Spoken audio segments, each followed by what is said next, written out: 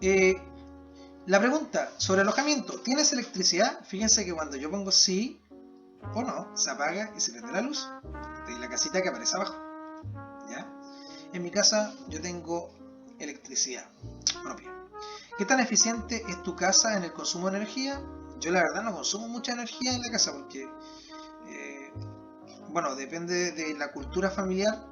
Hay gente que le gusta tener la luz encendida en el hogar desde temprano, y yo trato de aprovechar la luz, la luz que me provee el sol, ¿cierto?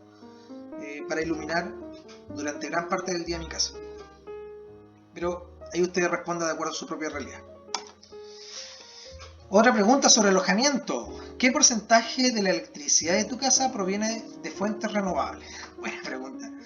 Y en mi caso, bueno, ustedes ya saben que hay autoeléctricos, ¿cierto?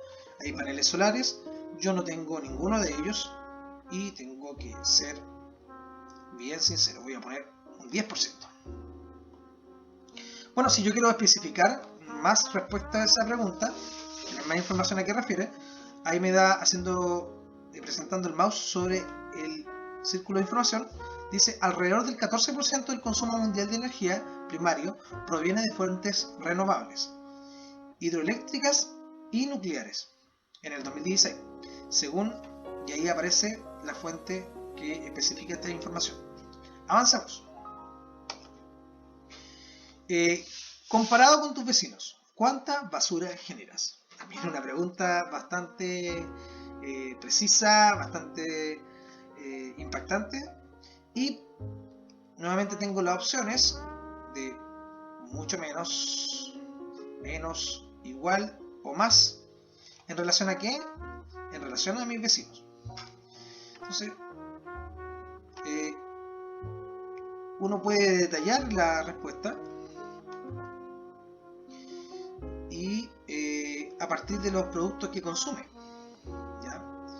En mi caso, yo voy a poner igual. Sobre movilidad, aquí esto no incide que usted tenga un vehículo propio o no. Estamos hablando de estudiantes de educación general básica, que asumo que no tienen licencia de conducir, pero usted se transporta cuando se quiere trasladar de un lugar a otro en un vehículo, ¿cierto? O algún tipo de locomoción. Considerando esa opción, usted tiene que responder esta pregunta: ¿qué tan lejos viajas en automóvil o motocicleta cada semana? ¿Ya? Y está presente en millas o kilómetros. Yo voy a poner, en mi realidad, cuando estábamos antes de la pandemia, yo viajaba alrededor semanalmente de 100 kilómetros diarios, o sea, semanales. No tengo motocicleta, así que no va a esa opción. Luego tenemos la siguiente pregunta: ¿cuál es la economía de combustible promedio de los vehículos que usas con más frecuencia? ¿Ya? Esto está en relación a la cantidad de litros en relación a kilómetros. En mi caso, yo para andar 100 kilómetros aproximadamente tengo que poner al auto 10 litros de benzina. Eso va a determinar también la calidad o cuán económico es el vehículo que yo estoy utilizando y cómo finalmente impacta esto también al medio ambiente. Yo no ando en motocicleta, por lo tanto no pongo esa opción. Avancemos. Sobre movilidad. Cuando viajas en coche, se refiere a un tipo de transporte o auto, ¿con qué frecuencia compartes el viaje de auto con otros? Bueno, en mi caso, antes de la pandemia y cuando no existía esta situación, yo de manera ocasional trataba de llevar a algún vecino del sector a un lugar cercano donde me dirigía como destino. ¿Ya? Esto depende de la realidad de cada uno. ¿Y qué distancia viajas en transporte público cada semana? Bueno, en mi caso yo no utilizo el transporte público, pero para ser generoso voy a poner 13 kilómetros. ¿Ya? También, insisto, podemos agregar el detalle de esta respuesta, ¿okay? Ya sea en autobús o en tren, que no es necesariamente nuestra realidad.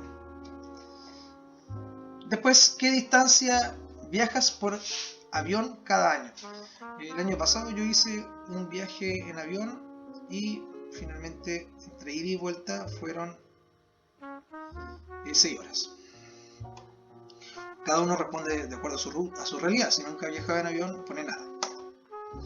Y listo, tenemos nuestra respuesta. Nuestros resultados es, primero nos dicen que nos establece el día de sobregiro. ¿Qué es el día de sobregiro? Cuando se refiere al sobregiro, aquí aparece la descripción. Dice, si todos vivieran como tú, en el caso mío como Claudio, el día de sobregiro de la Tierra sería este día. Esto significa que para esta fecha, que el 27 de abril, habríamos utilizado tanto de la naturaleza como lo que la Tierra nos puede entregar, o se puede renovar cada año. En el 2018, algo que ya sucedió, el día de sobregiro de la Tierra para la humanidad fue el 1 de agosto. ¿Qué quiere decir esto? Que el total de lo que produce la Tierra y de lo que se renueva en la Tierra, mi fecha de sobregiro no alcanza ni siquiera a renovarse dentro de su normalidad, sino que en una fecha muy acortada, en menos de un año, el 27 de abril ya habría sobregirado la Tierra.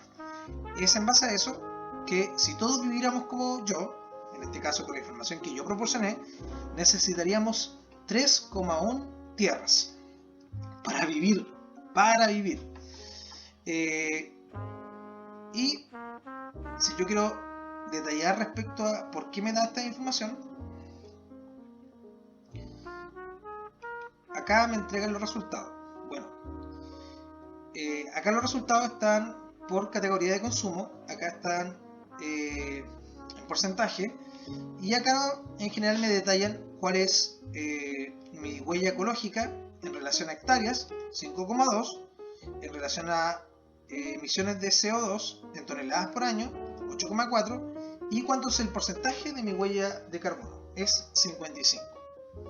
Si yo quisiera conocer qué puedo hacer para mejorar mi realidad, yo voy a explorar soluciones y acá voy a encontrar distintas soluciones que me propone la página en relación a mi ciudad, a la energía, a la comida, a la población.